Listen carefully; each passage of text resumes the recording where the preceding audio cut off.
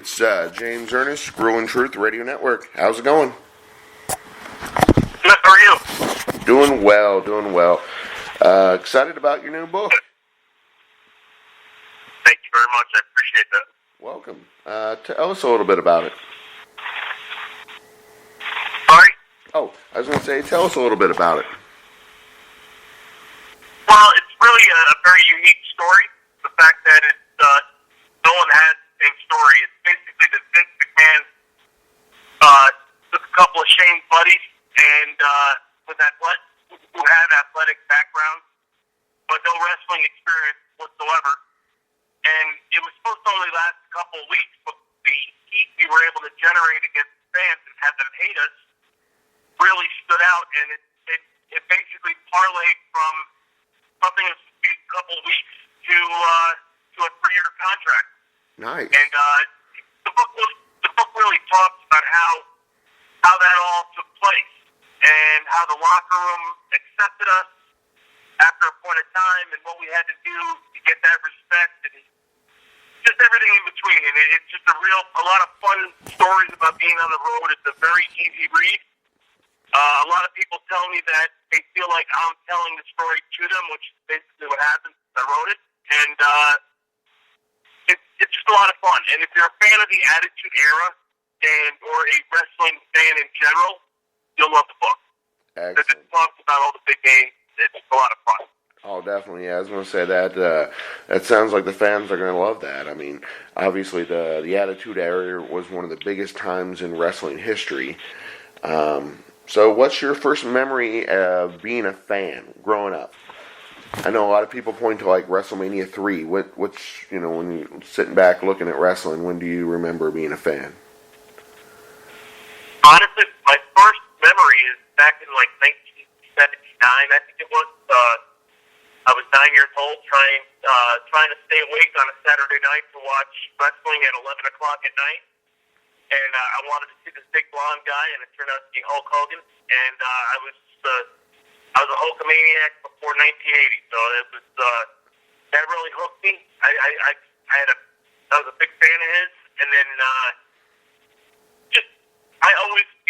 was always interested in the business itself. And then eventually, it's funny because I then became friends with Shane because we both played high school football together. And it was just a natural fit with him, myself, and Rodney to be so close. And would have never guessed that one day he would give us an opportunity to be a part of it. So you and Shane and Rodney all met through football. So I'm guessing you were, a lineman? Shane was more of a defensive back or something like that? Shane actually was a left guard. I was the right tackle, and Rodney was a fullback. Oh, okay. Wow. Yeah, that is a little surprising with Shane being a guard. I was going to say, Shane's bigger than you think. He thinks he's taller than he is. He's always on his toes when he stands next to me, but he's not he's got good size, and back in high school he only needs decent size, but he had the footwork to play guard, and he's definitely, as you can tell, he's not afraid to get his hands dirty. Exactly. Yeah, I was going to say that's one of the things that has impressed the fans and definitely swayed them over to his side is his willingness to participate and get out there and fight the fight. Yeah, because with you, did you end up playing college ball anywhere? Myself or Shane? You. We have to me? Yeah, with you. Yeah. Yeah, I played offensive line for the University of Connecticut. Wow, nice. Yeah, I was going to say, you definitely look like, when you were out there, you look like an athlete, so I figured you'd played somewhere. I tried Googling it, but didn't have much luck. But I probably should have put the real name in instead of the wrestler name. Oh, okay. Yeah. So you met Shane through football. Any fun stories about Shane and football? Shane and football? No, not really. I mean, high school football itself, there was really nothing. I mean, we won the championship our senior year, and we had a great time, and we had a good team, and our quarterback was the younger brother of Steve Young, Oh, wow. the Hall of Famer from the Yeah. 49ers, and we had a great team. And but there's really nothing but good stories about playing football like that. Just we really focused and we played hard, and you know, Shane was a big part of it. I was a big part of it. I was all county, all state, all New York Daily News, and all that. So I was able to get a lot of notoriety. You know, I was one of the few people on our offense that got it. That you know, there is a lot more deserved the accolades. So, growing up, did you ever flirt with Stephanie? Or was it because it was Shane's sister, you're like, I don't want to flirt with my friend's sister?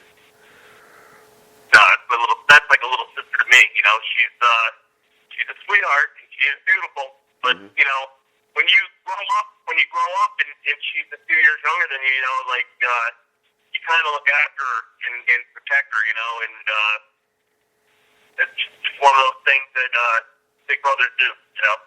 Excellent. So it all got started with you all interfering with a Shane and Test match, right? The street fight? No, actually, well, that was our first one was where Shane faced X-Pac at WrestleMania. Oh, cool. Yeah. In 1999, WrestleMania 15, and we were involved in the front. We were sitting in the front row and got involved in this match, and then that's when the WWE realized that they had been with us, and they decided to use us a little bit more.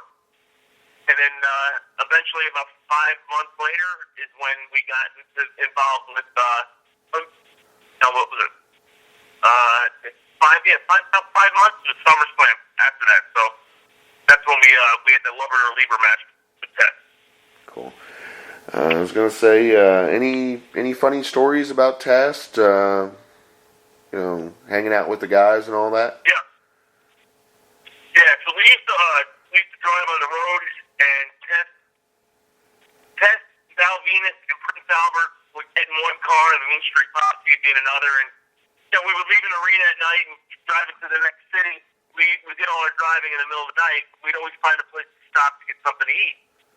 And we got into this kick where we started throwing things at each other's car on the highway, like bottles of water and all sorts of stuff. Anything we could find, the owner's manual in the glove compartment, whatever we could throw. And one night, Sal pulls up alongside of us, tells us to pull over that our tire was flat. And I'm sitting in the passenger seat, and he pulls up alongside of us, and his window's next to mine. And I'm looking at these guys, and I can tell something's up because they're not acting like they usually do. And all of a sudden, I see flickers of light. Well, it turns out that Test made a number 2. I don't know if I can swear on this, so I'm just going to keep it clean. Cool.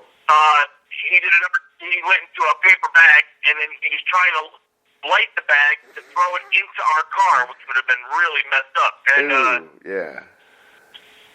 so I saw that the flicker of light, and I told Rodney to punch it, and he got us out of there. But the joke was on them because Test, when he was taking a number 2 in the bag, missed the bag, and he got it all over the seat. And Prince Albert was in the back dry heaving because the whole car smelled like crap for the rest of the trip. Oh, dang. That is, sheesh. Yeah, I was going to say, Albert seems like he would be one you wouldn't want to get mad in that situation like that. No, he's a big figure, but yeah, I wouldn't want to piss him off. Excellent. So, who was your favorite opponent? I can't, so hard to choose just one, to be honest with you. I'll be honest with you, I mean, it was great always facing The Rock, and a couple times on house shows we faced Stone Cold, which was a thrill. You know, those guys are the best in business. But you know, like anyway, the Hardy Boys, we had a great match with them on Sunday Night Heat, which I read a lot of fun. Where Edge and Christian were the Mean Street Posse managers for the evening, and we faced the Hardy Boys, and there was a stipulation where, you know, like the Hardy Boys, if we beat the Hardy Boys, we give Edge and Christian a shot for the title the following night on Raw, and we lost the match, so that never happened. But the whole thing is a bunch of vignettes in that Sunday Night Heat episode, which is a lot of fun. And if you ever get a chance, I believe it is on YouTube still, and you can check it out. Nice. Yeah, I was going to say, that definitely sounds like a good one. I mean, mixing those guys all together should be pretty interesting. Yeah. Yeah, shoot, heck, I wonder if it might even be on the network. That'd be cool. Yeah, I don't know if it is because it was on Sunday Night Heat. Those matches haven't made it yet, but I hope they do someday. Excellent. Yeah, I was going to say, like you said, worst case scenario, there's always YouTube as an option. So who was the stiffest opponent that you fought besides Jables? Besides who? But JBL. JBL, yeah.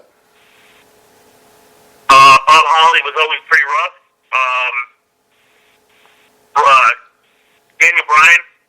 Daniel Bryan, when I was wrestling, was in Memphis, Tennessee with us.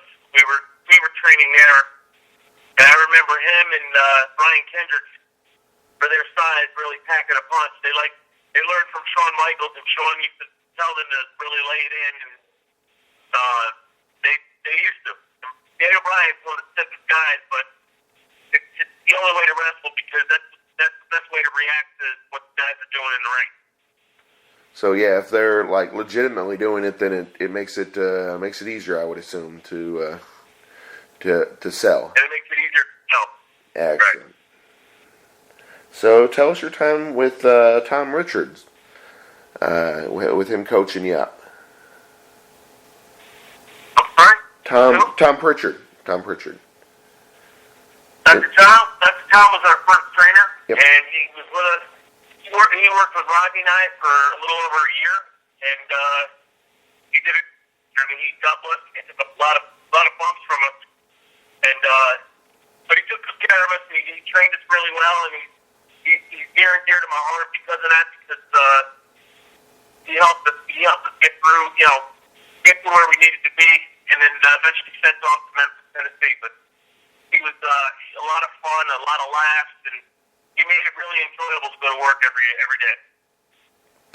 So with that, going to Memphis, was it better to be the small fish in the big pond in WWE or the big fish in the small pond in Memphis? Because after all, you got to be world champion, right, in Memphis?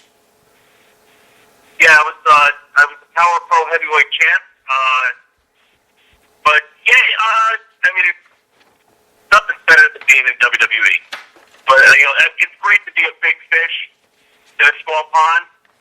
But when that big pond is WWE, that's where you want to be.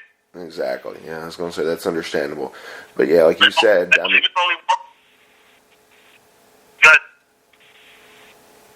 oh yeah, like you were saying, that must have been awesome though, being world champ. I mean, getting acknowledged for the fact that, I mean, how much work you guys had put in to progress your career. Yeah, it was a lot of work, and again, we started from scratch without any experience, and that was one of the big things, learning as we went, which made it harder to do because you're in the ring with the best of the business, and you have no experience. And truth is, we got the opportunity from Vince and Shane, but if we didn't do our job, then we would have been gone after a couple weeks. But because of what we were able to do and work hard, and that's why the story is unique in the book. And because of that, we were able to parlay that into 3 years. Yeah, because Vince doesn't seem like the sort that would give someone a pass. Shoot, if you're not earning your spot, they, like you said, they let you go. So that is very impressive. That you guys were able to learn on the fly like that. Business is business. Mm-hmm. So at one point, were you with PMS? I read somewhere. Terry Reynolds and Jackie? No, just Terry. Terry was our manager. Oh, okay. So what was that like? At one point, great.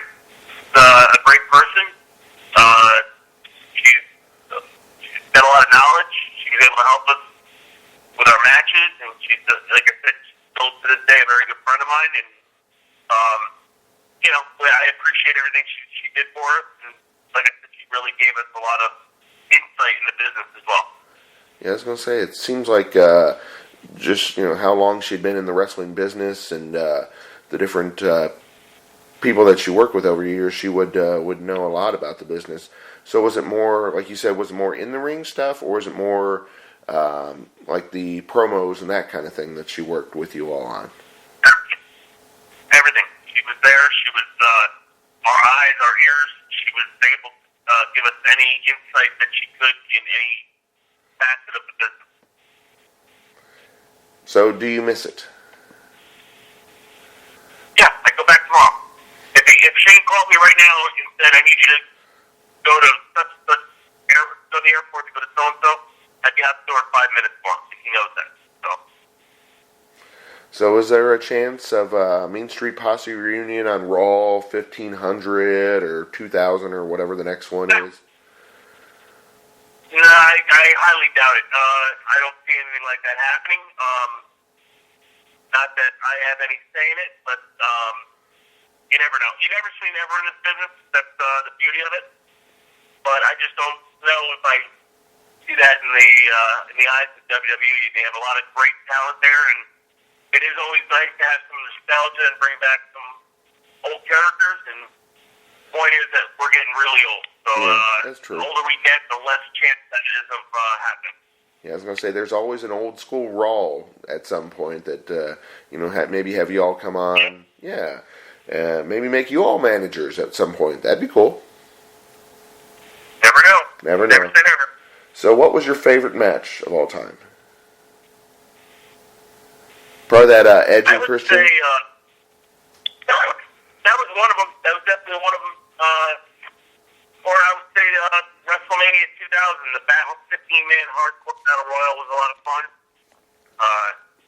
I was able to win the Hardcore belt at WrestleMania, so to me that was pretty special. I lost it a few seconds later, but having the ability to do that for that short period of time was great. Yeah, I was going to say, the fact that you had it is just huge. Not most people don't ever get a chance to do something like that, so that must have been amazing. Right. So what's your thoughts on how Shane's progressed in wrestling? He probably came in very fresh-faced as well when he started, and now he's, considered one of the greats. Being able to go up against all the legends he's fought and all, and the spots that he's done. Shane's ability to entertain the fans is remarkable, and he's not afraid to put his life on the line, and he does everything for one reason, and that's the fans and the business, and he loves it. He grew up on it, and he's really, listen, he's 47. I'll turn 47 next week or 2 weeks, whatever, and I give him all the credit in the world because I know there's a lot of body parts on him that hurt, as do me, my body parts, but he really is inspiring because the fact that he goes out there and gives it what he gives, and I know that his knees, he's had bad knees since high school, so, and they're only getting worse doing this stuff, but I know he's banged up, but like I said, anything for the WWE Universe and put on a show for the business and his family and that company, he loves it more than anything. So before you go, give us one more quick sales pitch about the book, because obviously I'm excited. I definitely am looking forward to reading it, but just a little bit more for the fans listening in. Yeah, it's like I said, it's a unique story. You hear about a lot of guys, how they got into the business. Well, no one got into the business the way we did. We were given an opportunity by Vince McMahon to be a part of the show and be a part of WrestleMania, and it was supposed to be over after a few weeks, but we showed the ability to get a rise out of the fans, and Vince McMahon knows that he wants to give the universe whatever they want, and if they love to hate us, then so be it. And we were able to parlay that into a 3-year contract, and at the end of the day, we did something. We were in the ring with the best of the business, and we did our jobs, and we earned respect, and that's what it's all about. Sounds great. Thank you, Pete Gas, for joining us here on the Grueling Truth Radio Network. We really appreciate your time. Take care.